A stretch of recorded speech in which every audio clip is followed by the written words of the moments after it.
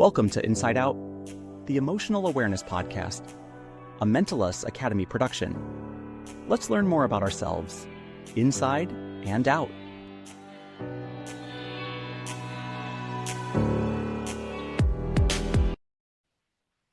Hi, everybody, and welcome back to our podcast, Inside Out, where we talk about all things related to various psychology topics. And today we have Lauren Fraser with us here from BC, who is going to discuss the topic of boundaries. So maybe I'll let you introduce yourself, Lauren, and tell us a little bit about that. Sure. Thanks, Daniela, and thanks, Nadine, for having me on. I'm excited to be here. My name is Lauren Fraser, and I am a clinical animal behaviorist and horse trainer, and I work with horses who have behavior problems. And this topic is really interesting to me because my topic that I chose to talk about is boundaries without guilt, the art of protecting your energy. And I find this a great topic because I am really good at setting boundaries with horses, but I am often lousy at setting them with people. So I'm excited to talk about this.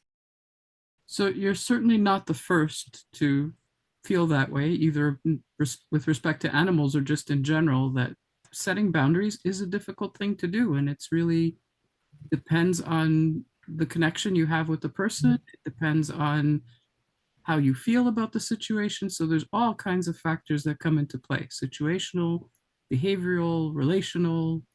Awesome. Maybe you can explain to me, because no one's ever really told me exactly what boundaries are. I've read a bit on the internet, but I don't really have like if I had to explain it to someone else, it might be as it relates to people, it might be a bit of a challenge for me.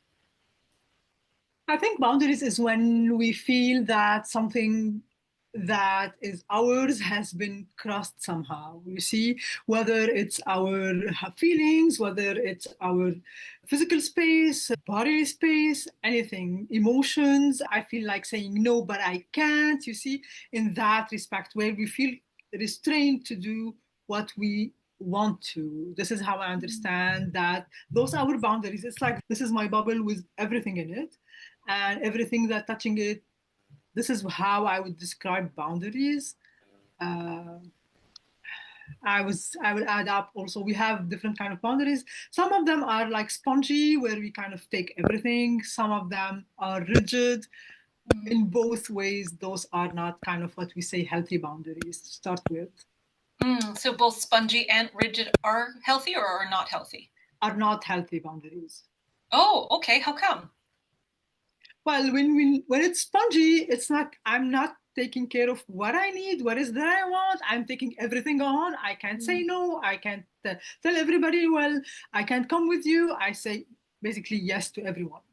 It's people pleasing, not able to say no, not being able to stay in conflict or to say what you want. This is in a way, while being in a rigid boundaries, it's kind of protective mechanism. No to everything. No, no, no. It's not like, yeah, do I want that? Is it interesting for me? It's like, no. And we kind of block. It's a block. There's no place for movement. And that's why it's not healthy either. Oh, interesting. That's a great mental image. I think I often fall more in the spongy category with people. Okay. So how come it's so hard for us to set boundaries? Like, why does it feel, I know setting them, and I've talked with this about my husband, I often feel really uncomfortable and I feel like my pendulum has just swung the other way, and I feel like it feels like a huge overreaction sometimes to set them, and I second guess myself. I think that boundaries are often seen, and maybe this is part of why they're difficult to set. They're seen, we feel bad. We feel like we're trying to keep someone out. Whereas in fact, boundaries aren't really about keeping people out, they're about containing ourselves. So I think sometimes if we look at it that way, and if you have a boundary, you can like think of it as a wall, you can put in a door into your wall, but that way it means that you control what comes in and what doesn't. So yeah, I think that's why they feel difficult sometimes. And I also think it's difficult sometimes depending on whom we're setting boundaries with, you see, because people that can accept our boundaries, it won't be difficult and we'll be setting them to start with. And it gets to be hard because from the beginning, we found that if I say no or I set a boundary with this person, I might get into a conflict. And we don't like conflict, most of us. Actually. Mm-hmm. So we kind of avoid, and the more we avoid, the more we kind of push back, push back, push back, push back until we reach the point where we can't take it anymore. And then this is when it explodes. I can relate to that. Setting boundaries with my husband, super easy, but Exactly. some people I find it much harder with, particularly when people, like if I say, hey, this is a boundary I'm setting, and maybe I shouldn't even be doing that. But if I say that, sometimes people I have found will say, I'm not treading over your boundaries. Like that's not happening. Or, they basically kind of make you feel like either that's not an appropriate boundary or they're not overstepping it. So what should someone do in those situations? They can't know if you're setting boundaries or they're stepping on your boundaries. You are the only one that can know that, you see? Because this is your reality, your perspective. And as Daniela said, we might open doors. I mean, the door can be wide open sometimes and we don't lock it either, you see, depending on whom we are. So I don't think it's up to them to decide what is your boundary. It depends on the relationship. Absolutely. So it's person dependent. But I would say if someone's pushing your boundaries, if someone's pushing back on your boundaries, that says something about them because it's up to you, as Nedzin said, to set your boundary. If someone else doesn't respect it, or if they push back on it, or if they say something like, oh, you're just being overly sensitive, or that kind of thing, then it requires you to reinforce your boundary. And maybe it says something about the relationship you have with them that they feel that this is okay. It's like, well, it's very much like a horse, like they will test, right? Like they will keep pushing, they will keep trying until they finally get that firm no that says, okay, well, then it's a done deal. But with people, it's more difficult because, there's hurt feelings, there's history, there's all kinds of things that come into play. And it's difficult to have that sense of, okay, well, how far do I push this? I don't know if that's the situation you find yourself getting in. Yeah, that sounds like it. And like bringing it back to the horses, it's interesting. I don't have a problem setting boundaries with horses, even like my own horses who I have a long standing relationship with. Even if I have to set sometimes like a firmer boundary, I never feel bad about it or like apologetic or anything, and I don't feel that pendulum swing. But with people, I guess maybe that's my learning history with people as well, and my life experiences and stuff like that. Sure.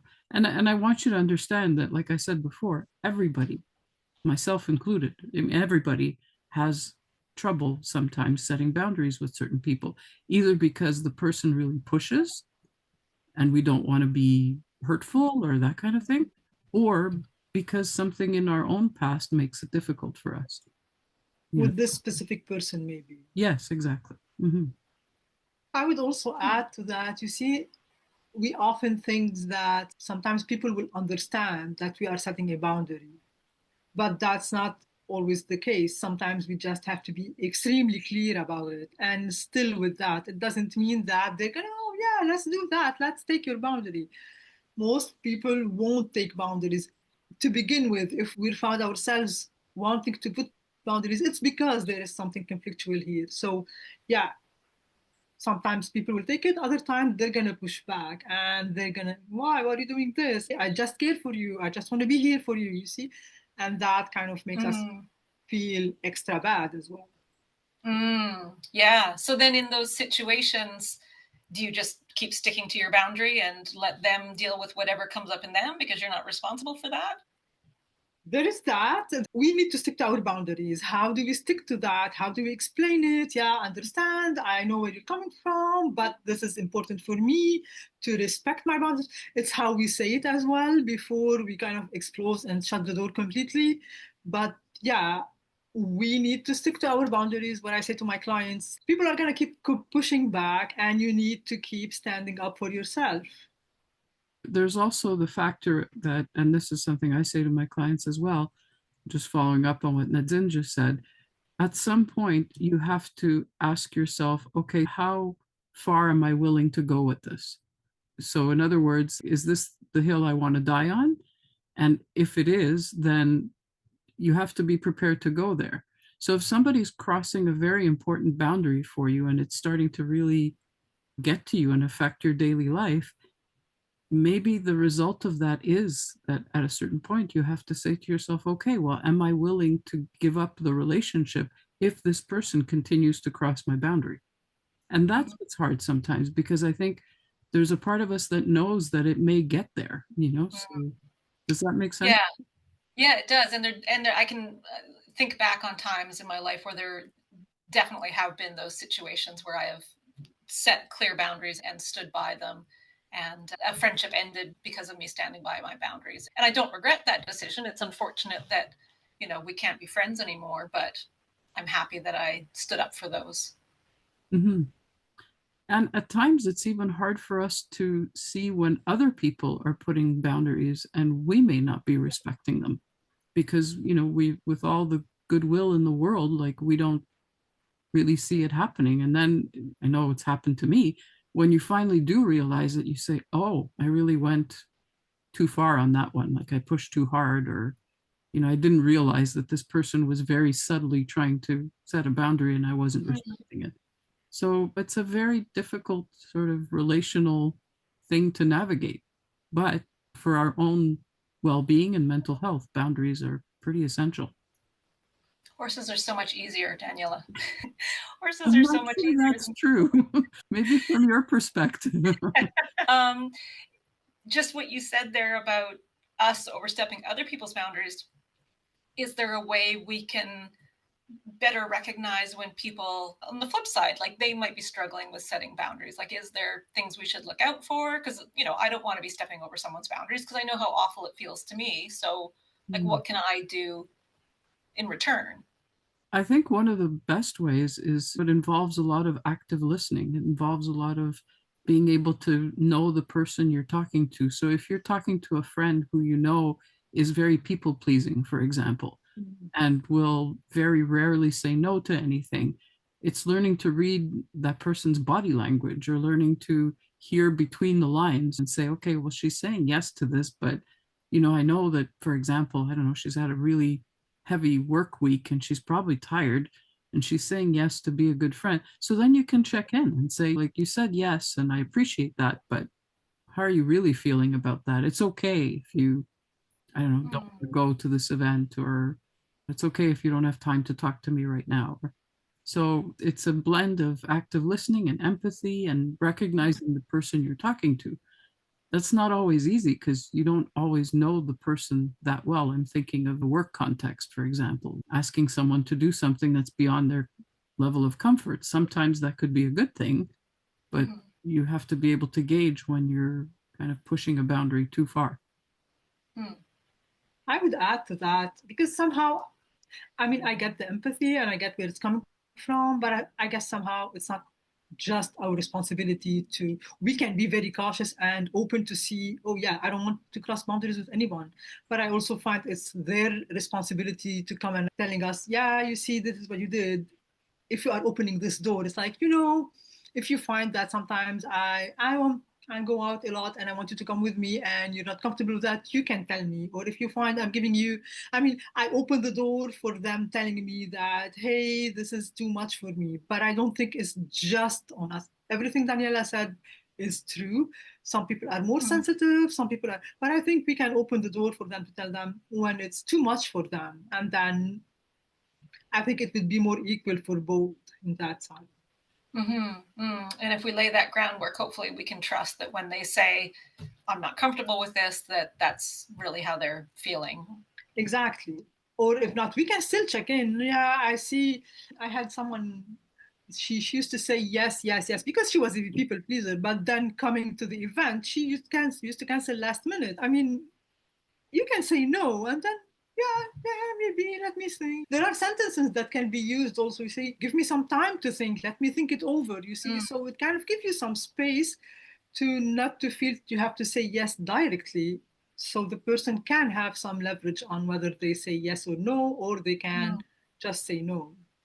I like that idea of giving them like the opportunity to reply to an email rather than have to do it via phone, where you're giving them that space to think about it.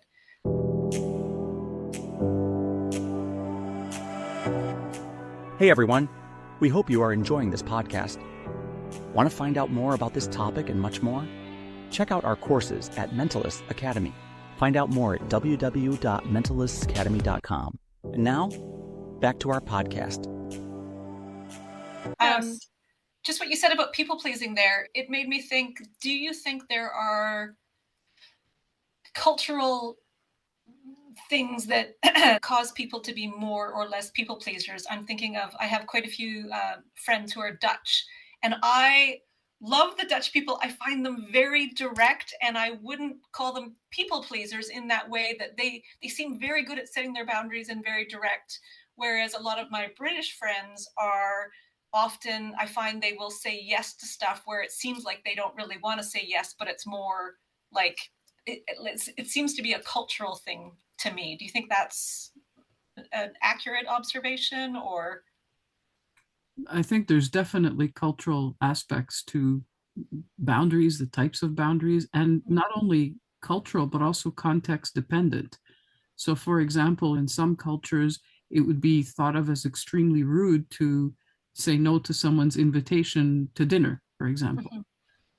So you'll find that they'll say yes to everything, whether they actually want to or not. In other cultures, like you said, the Dutch and maybe others as well, the idea of boundaries is much more acceptable. In fact, it's expected. So the abrupt response of no thank you is not taken badly in their culture. And then when you have a mix of different cultures, it's kind of interesting to see, well, how do, that's how miscommunications and hurt feelings can happen if there isn't that sort of understanding of the context from a cultural Yeah. standpoint. Yeah. And yeah, so it's but it is refreshing. You see, it's interesting that you said that. It is refreshing when somebody sets a clear boundary though and does it nicely, because you know exactly where you stand. There's no guesswork. Exactly. Yeah, I greatly admire that in my Dutch friends. And I know when the friends that I'm thinking of in particular, when they first moved to Canada, they found it so frustrating because they found Canadians so polite. And I guess culturally, maybe we don't set those clear boundaries in the same way, because they would often say to me, like, why can't Canadians just say what they want or say what they mean? And they were sometimes also misunderstood because they did set those very clear boundaries. And it's funny, I also noticed how my boundary setting is better with them than it might be like with my British friends, and so I kind of reflect boundaries based on how other people set their boundaries, I guess, Well, maybe a and little bit. that's an interesting point too, because boundaries are also interactional. So there's a cultural aspect to it, there's a personal sort of characterological aspect to it, but there's also an interactional component to them, which means that your boundaries or your ability to set them will change depending on the person you're with and the interaction you're having at the moment. So it's a really interesting point that you bring up, that you'll be able to set boundaries better with someone who you feel sets them well. Mm. Mm. And maybe Uh, someone who's more people pleasing would be more difficult. Mm. I would pick up on that also because I find it very interesting. You first asked, how do we know when our boundaries were crossed? And you see, with you can see the resentment in your Dutch friends' house, like, why can't they say? So we are kind of activated somehow when we found that boundaries are not respected. So resentment is one of them. Conflict of loyalty is one of them. You see, do you want me or not? It's like it puts us in such places where we don't know on which foot to stand when boundaries are not clear, whether in setting them or in respecting them. So I find that very interesting how it shows up in small things. You see, it's like, why? And I think that's why you may find horses easier, Lauren, because it's not verbal, it's all body language and whatnot. And I think that it's a lot clearer in many ways. Yeah, it is a lot clearer.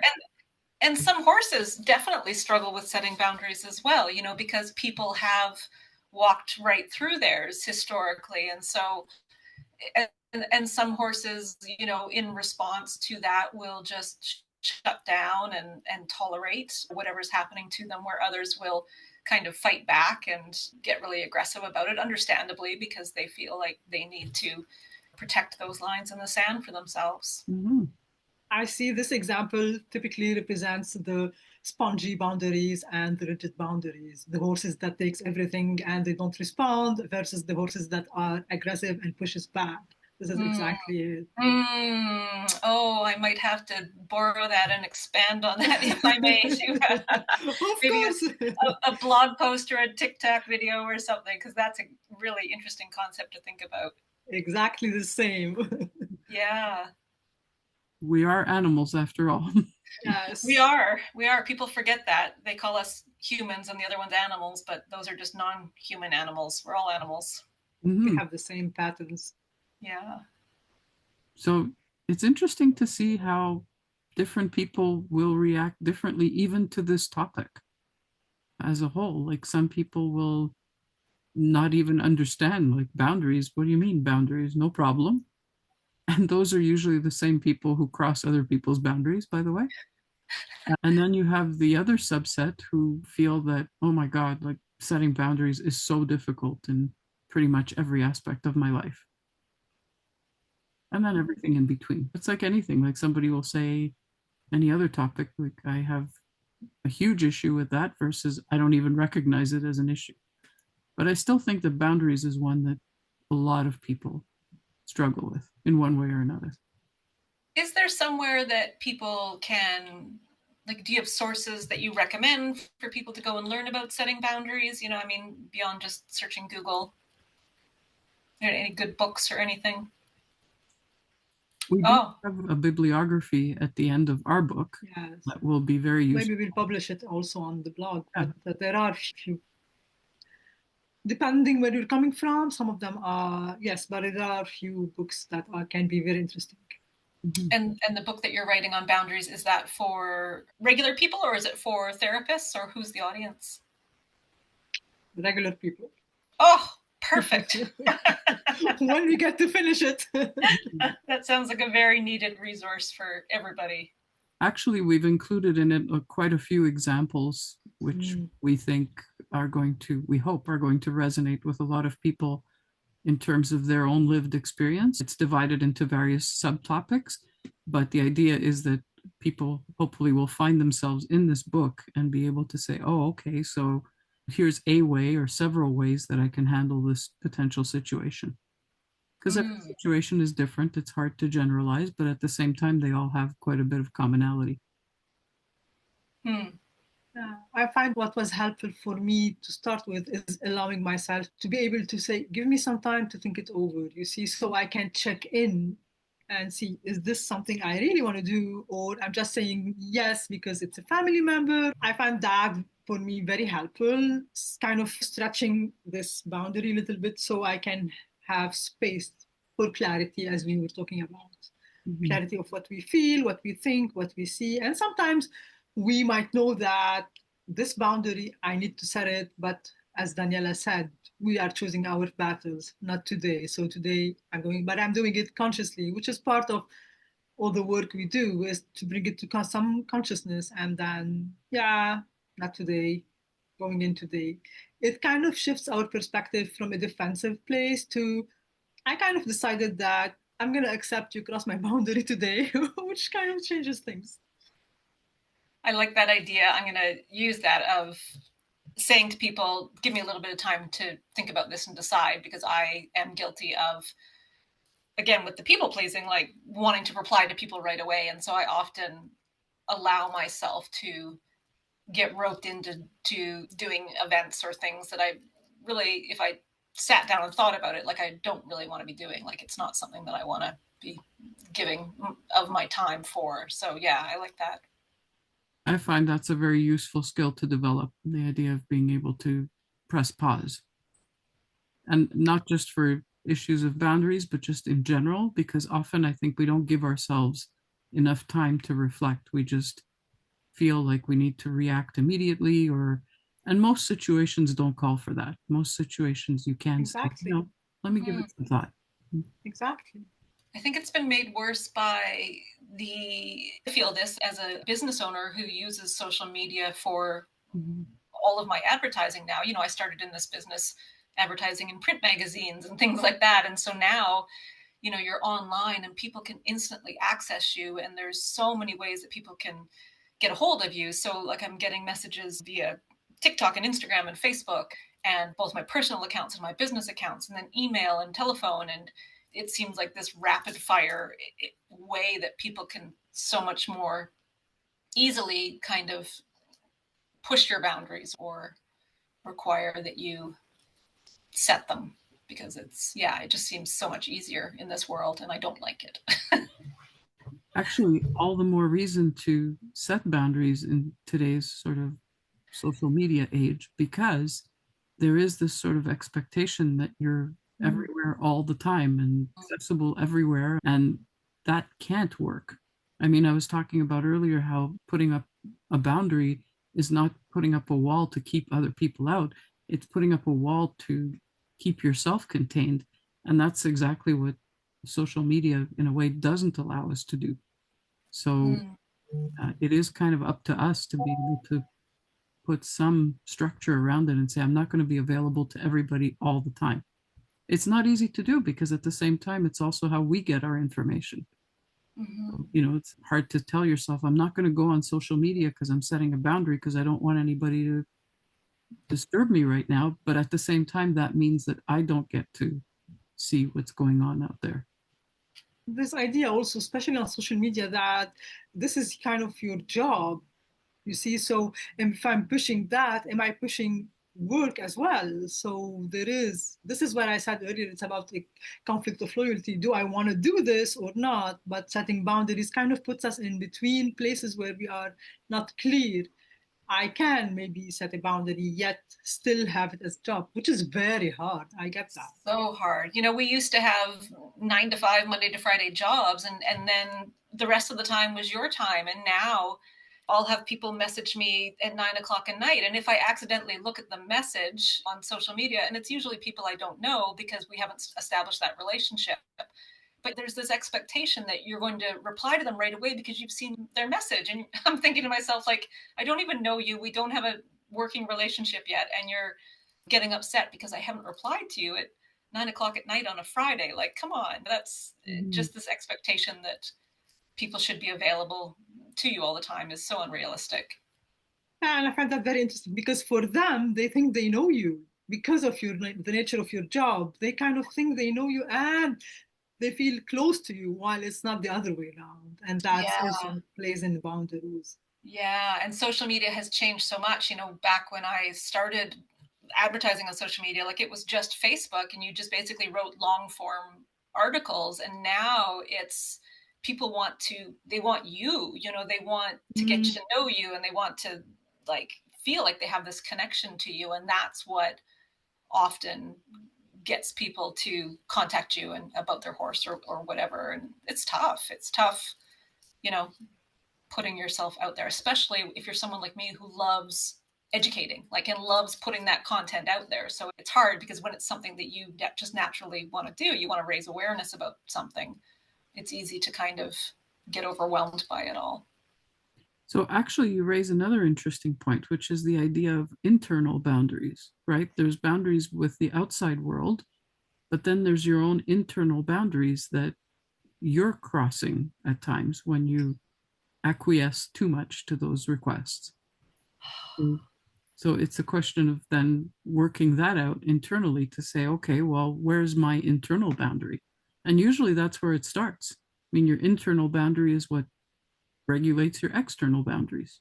Are you going to charge my credit card for this session when we're done? Because that was just like the biggest truth bomb that just got dropped. I'm crossing my own internal boundary. Yes, great point, because this is how amazing. It starts. We need to know what's important for us, what's respectful for us, where, as Daniela said, crossing our internal boundaries. And to that, we need to pause as well.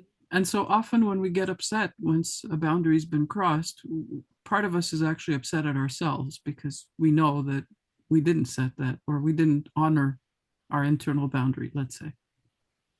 Yeah, and if we're dealing with individuals, that can make us resentful of the individual, even though we're the one that kind of did that to ourselves. Mm-hmm. yet at the same time understanding, like I said before, that there are people out there who think nothing of crossing boundaries. Yeah. And people who have a tendency to want to please others do end up attracting people around them who have no problem crossing boundaries. And it sort of creates this unhealthy dynamic. And then when you try and change that boundary after it's been established a certain way, then there's resentment on both sides. It's like the party says, well, I don't understand. You've always said yes before. Why are you saying no now? So it kind of needs to be renegotiated. I had someone who I respected quite a bit tell me at one point, don't expect other people to like you when you get a life. And I thought, that's true. It works with the boundary question as well. Don't expect other people to be happy that you're setting a boundary when it means that they don't get what they want. Yeah. Yeah, absolutely.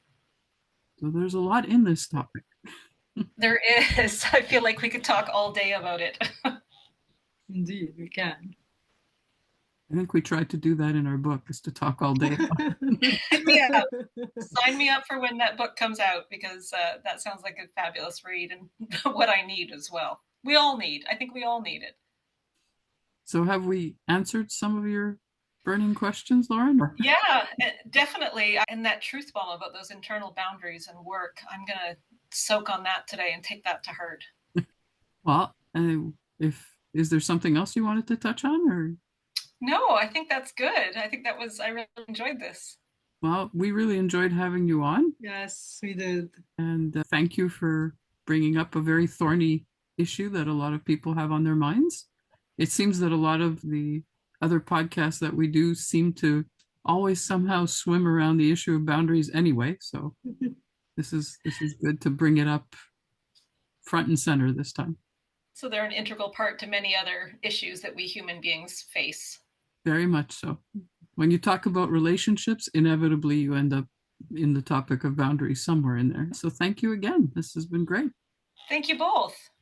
Nice meeting you. Nice meeting you. Take care. All right. You too. Bye-bye.